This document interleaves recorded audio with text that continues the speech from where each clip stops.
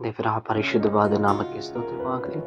ಈ ದಿನದ ದೇವರ ವಾಕ್ಯ ಕೀರ್ತನೆಗಳು 121 4ನೇ ವಚನ. ಇಗೋ, ಇಸ್ರಾಯೇಲರನ್ನು ಕಾಯುವಾತನು ತೋರಿಸುವುದಿಲ್ಲ, ನಿಂದಿಸುವುದಿಲ್ಲ. ದೇವರಿಗೆ ಮಹಿಮೆ ಉಂಟಾಗಲಿ. ಪ್ರತಿದಿನ ದೇವರ ಸ್ವರವನ್ನ ಕೇಳುವಂತಹ ಪ್ರತಿಯೊಂದು ದೇವರ ಮಕ್ಕಳು ದೇವರು ವಿಶೇಷವಾದ ರೀತಿಯಲ್ಲಿ ಆತನು ಈ ದಿನದ ಮಟ್ಟಿಗೆ ವಾಗ್ದಾನವನ್ನ ಮಾಡಿ ನಡೆಸುವಂತಹ ದೇವರಾಗಿದ್ದಾನೆ. ಅವನು ದೇವರ ಮಹಿಮೆ ಉಂಟಾಗಲಿ. ದೇವರ ವಾಕ್ಯದಲ್ಲಿ ನಾವು ಏನು ನೋಡ್ತಾ ಇದ್ದೇವೆ, ಇಸ್ರಾಯೇಲ್ ಜನರನ್ನು ವಾಗ್ದಾನ ಮಾಡಿದಂಥ ದೇವರು ಅವನ ಐಗುಪ್ತ ಪ್ರದೇಶದಿಂದ ಕರ್ಕೊಂಡು ಬರುವಾಗ ಅವರ ಮುಂದೆ ಕೆಂಪು ಸಮುದ್ರವಿದೆ, ಅವರ ಹಿಂದೆ ಫರೋಹನ ಸೈನ್ಯವಿದೆ.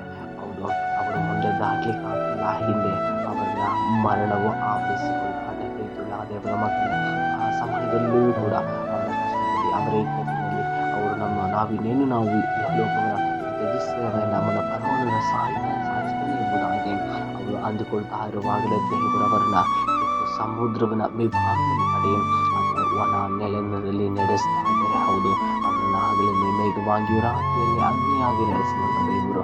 ಪ್ರೀತಿಯುಳ್ಳ ದೇವರ ಮಕ್ಕಳೇ, ಅನೇಕ ಕಣ್ಣೀರಿನಲ್ಲಿ, ಅನೇಕ ದುಃಖದಲ್ಲಿ, ಅನೇಕ ವೇದನೆಯಿರುವಂಥ ದೇವರ ಮಕ್ಕಳೇ, ಹೌದು, ನಿಮ್ಮನ್ನ ಕಟ್ಟಿ ಎಂಬ ಲೋಕದಿಂದ ಕರೆತಂದು ಅತ್ಯಧಿಕವಾದ ಬೆಳಕಿನ ಕಡೆಗೆ ನಡೆಸ್ತಾ ದೇವರು ನಿಮ್ಮೊಟ್ಟಿಗೆ ಇದ್ದಾರೆ. ಹೌದು, ಹಾಗೆಯೇ ನಿಮಗೂ ಕೂಡ ಅದನ್ನು ಮೇಘವಾಗಿ ರಾತ್ರಿಯಲ್ಲಿ ಅದನ್ನು ಅಗ್ನಿಯಾಗಿ ನಮ್ಮ ನಿದ್ದೆಯಲ್ಲಿ ನಾವು ನಡೆಯುವಾಗಲೂ ಪ್ರತಿ ಕ್ಷಣವು ತೂಕಡಿಸದೆ ನಿದ್ರಿಸದೆ ನಮ್ಮ ಕಾಲುಗಳು ಕಣ್ಣಿಗೆ ತಗಲದ ರೀತಿಯಲ್ಲಿ, ನಮ್ಮ ಕಾಲುಗಳು ಜಾರದ ರೀತಿಯಲ್ಲಿ ಅದನ್ನು ಪ್ರತಿ ಕ್ಷಣವು ನಡೆಸುವಂಥ ದೇವರಾಗಿದ್ದರೆ ದೇವರ ಮಕ್ಕಳ ಭಯ ಪಡಬೇಡ್ರಿ. ಹೌದು, ದುಃಖ ಪಡಬೇಡ್ರಿ, ಯೋಚನೆ ಮಾಡಿಬಿಡ್ರಿ.